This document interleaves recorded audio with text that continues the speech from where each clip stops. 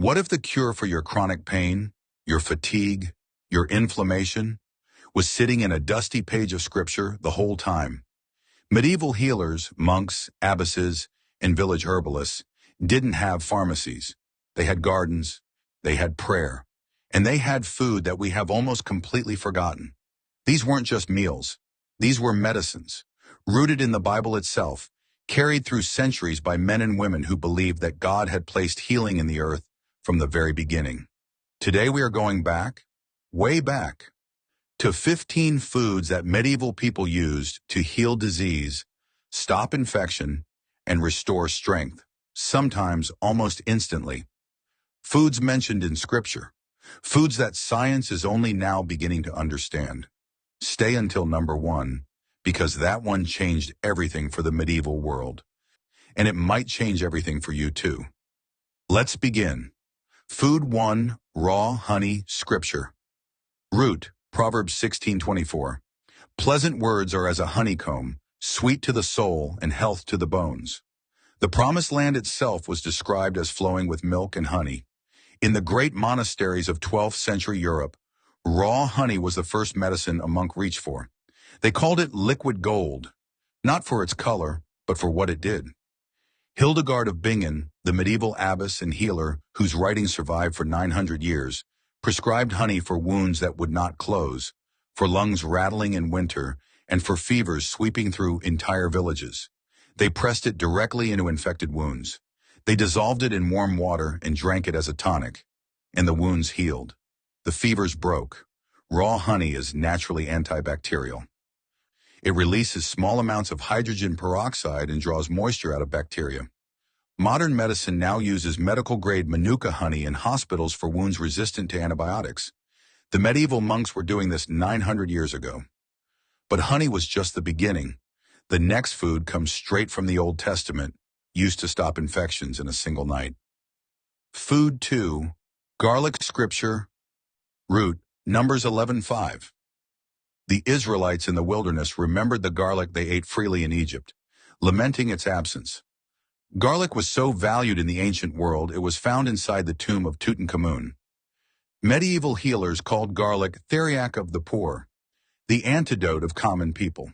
While nobles paid fortunes for exotic spice medicines, monks grew garlic in every physic garden from England to Jerusalem. They crushed it raw and pressed it to wounds, boiled it into broths for fever, rubbed it on the chests of children struggling to breathe. During the great plagues that swept medieval Europe, monastery communities that consumed garlic daily were noted to have significantly lower death rates. At the time, they called it a miracle. We now know it was allicin, released when garlic is crushed, one of the most powerful natural antimicrobials ever identified. Garlic healed the outside world. Our next food healed the inside, and its story begins in the book of Isaiah. Food 3, figs, Scripture. Root, Isaiah 38:21. When King Hezekiah lay dying from a deadly boil, the prophet Isaiah commanded, "Let them take a lump of figs and apply it to the boil, that he may recover." He did recover. Medieval healers took this passage seriously. Dried figs were mashed into poultices and applied to swellings, abscesses, and skin infections. Monasteries kept fig trees in their gardens specifically for medicinal use. Inside the body, figs were used to restore sluggish digestion, what medieval physicians called obstruction, understood as the root of many other diseases. Why it worked: figs contain phycin, a natural anti-inflammatory enzyme, and compounds that actively inhibit bacterial growth. Modern research confirms genuine antimicrobial and wound-healing activity. Exactly what Isaiah described 3,000 years ago. Food 4, olive oil, Scripture. Root, James 5:14. Is anyone among you sick? Let them call the elders of the church to pray over them and anoint them with oil. Olive oil appears over 200 times in Scripture, as food, as lamp fuel, as sacred anointing. Hildegard of Bingen prescribed olive oil internally for digestive ailments. Crusader physicians used it to clean battlefield wounds. It was warmed and poured into the ear for infection, mixed with herbs to make the first true medical ointments. Monastery infirmaries, rooms set aside for the sick, were never without it. It was considered both spiritually and physically restorative. They were not wrong on either count. Food 5, lentils scripture. Root, Genesis 25. Esau sold his birthright for a bowl of lentil stew. 2 Samuel 17:28 records lentils sustaining King David's army. They were the staple food of the biblical world. In medieval monasteries, lentils were eaten during fasting periods when meat was forbidden, which meant more than half the year in many orders. What seemed like deprivation was one of the healthiest dietary patterns ever observed. Monks eating lentil-heavy diets showed remarkable resistance to the infectious diseases that ravaged surrounding populations. Medieval physicians classified lentils as restoring food that rebuilt strength after illness. We now know they are loaded with folate, iron, and plant compounds that actively reduce inflammation. Food 6, hyssop scripture. Root, Psalm 51:7. Purge me with hyssop, and I shall be clean. In Exodus, hyssop branches spread the blood of the Passover lamb. In John 19:29, it was used at the cross itself. Hyssop was the purifying herb of Scripture. Medieval apothecaries kept hyssop as one of their most essential herbs. They made syrups for coughs and bronchitis, used it as steam inhalation for lung infections, added it to wine as a digestive tonic. Hildegard wrote that hyssop purified the lungs and cleared phlegm that had grown corrupt within the chest. This is not poetic language. Hyssop contains pinocamphone, a compound with proven antiviral and antifungal properties. Medieval healers with hyssop syrup were treating respiratory infections with something that genuinely worked. Food 7, pomegranate scripture. Root. The pomegranate appears throughout Scripture as a symbol of abundance and life. Embroidered on the high priest's robe, carved into the pillars of Solomon's temple, listed among the 7 sacred fruits of the Promised Land in Deuteronomy 8. Medieval physicians called the pomegranate the king of fruits. Its juice was prescribed for intestinal parasites, a devastating problem in the medieval world. The dried rind was powdered to stop dysentery. Hildegard of Bingen prescribed it for heart ailments, what she described as weakness and irregular beating of the heart. We now know pomegranate contains punicalagins, among the most potent antioxidant compounds ever measured in any food. Its rind has genuine antiparasitic and antimicrobial activity.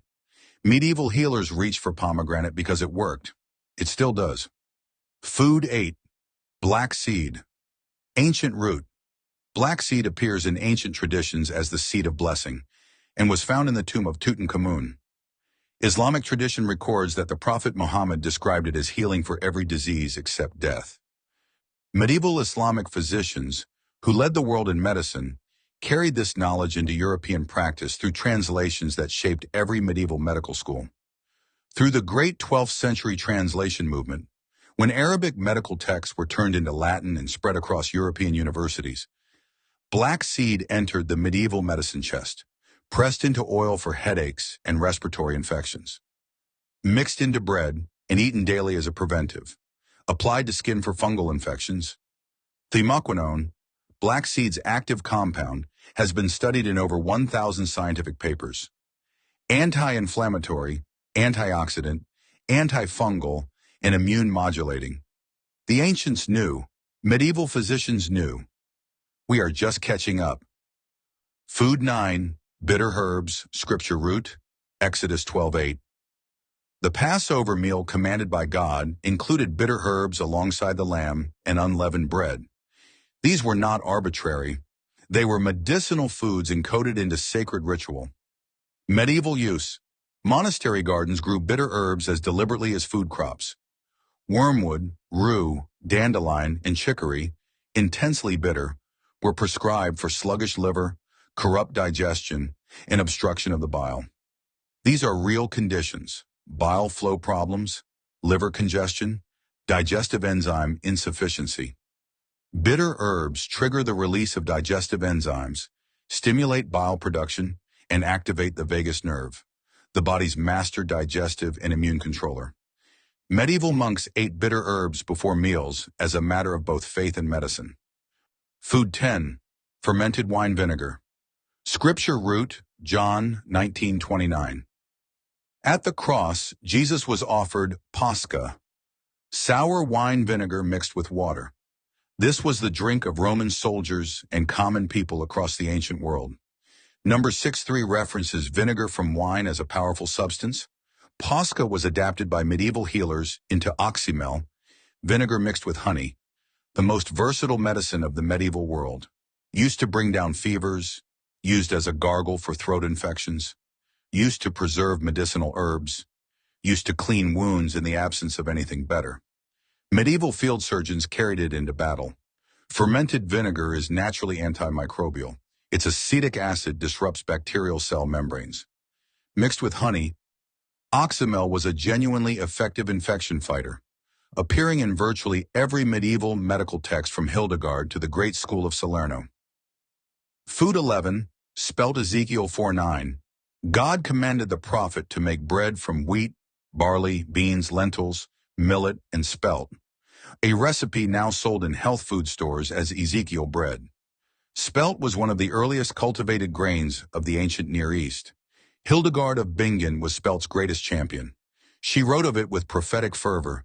Spelt produced warm, rich blood, restored strength to the sick, produced gladness in the mind. She prescribed spelt bread, spelt porridge, and spelt water, the soaking liquid, as restoratives for the weak and recovering. Modern analysis shows spelt has a different gluten structure from modern wheat, easier for many people to digest, higher in protein and certain minerals. Many who react to modern wheat tolerate spelt without difficulty. Hildegard's instinct was sound. Food 12, elderberry. Elderberry has been used medicinally so long that Hippocrates called the elder tree his medicine chest. It appears in ancient Egypt and across every culture that encountered it. Its connection to biblical healing tradition comes through the monastic medical tradition that preserved and applied ancient healing knowledge for 1,000 years. Medieval monastery records from England and Germany document elderberry syrup as a treatment for winter fevers, coughs, and the cold sickness. The berries were boiled with honey and given to the sick. The flowers were used as steam treatment for respiratory infections. Elderberries contain anthocyanins and some buccal compounds shown in clinical trials to reduce influenza duration by an average of 4 days. Medieval monks giving elderberry syrup to the sick were not practicing superstition. They were practicing effective medicine. Food 13, bone broth. Judges 6:19. Gideon brought a young goat and unleavened bread to the angel of the Lord, with the broth in a pot. Broth, liquid from long-simmered meat and bones, appears throughout the ancient biblical world as a food of restoration. Every medieval monastery infirmary kept a pot of broth on the fire for the sick. Not thin broth of convenience, but long-simmered stock made from cracked bones releasing their marrow, vegetables, and herbs, simmered a full day until thick and golden. This was the medicine given to those too weak to eat, to those recovering from fever, to those who had lost the will to live. Bone broth is rich in glycine, proline, and hydroxyproline, amino acids that repair the gut lining, reduce inflammation, and support joint tissue. It contains collagen precursors and minerals in highly bioavailable forms. Medieval healers called it restorative. They were right. Food 14, cumin and coriander. Isaiah 28:25-27. The prophet describes the careful threshing of cumin and sowing of coriander, with agricultural detail that reveals how precious these plants were. Matthew 23:23 records the Pharisees tithing cumin. It was worth taxing. Both appear in ancient Egyptian medical papyri as digestive medicines. Medieval spice merchants and physicians valued cumin and coriander for their healing properties as much as their flavor. Prescribed for flatulence and digestive cramping, a serious problem in an age of heavy bread and poorly preserved meat. Ground and mixed with honey for stomach pain, steeped in wine for digestive fevers. Both plants contain thymol and carvacrol, compounds with antimicrobial, antifungal, and antispasmodic properties. Medieval spice doctors knew the results. We now know the mechanism. Food 15, frankincense. Slow down here. This one carries weight. Frankincense appears over 50 times in Scripture. It was one of the 3 gifts brought to the infant Jesus.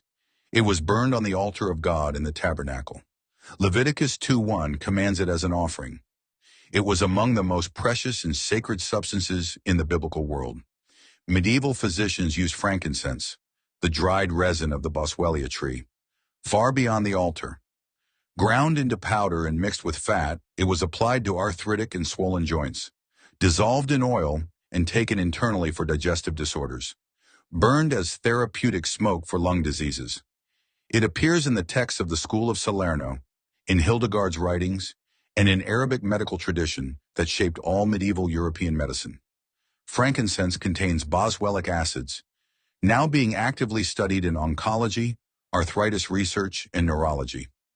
Boswellic acids inhibit the inflammatory enzyme 5-LOX, the same pathway targeted by many modern anti-inflammatory drugs. Clinical trials show frankincense extract reduces knee arthritis pain comparably to pharmaceutical treatment. They brought it to the King of Kings as a gift.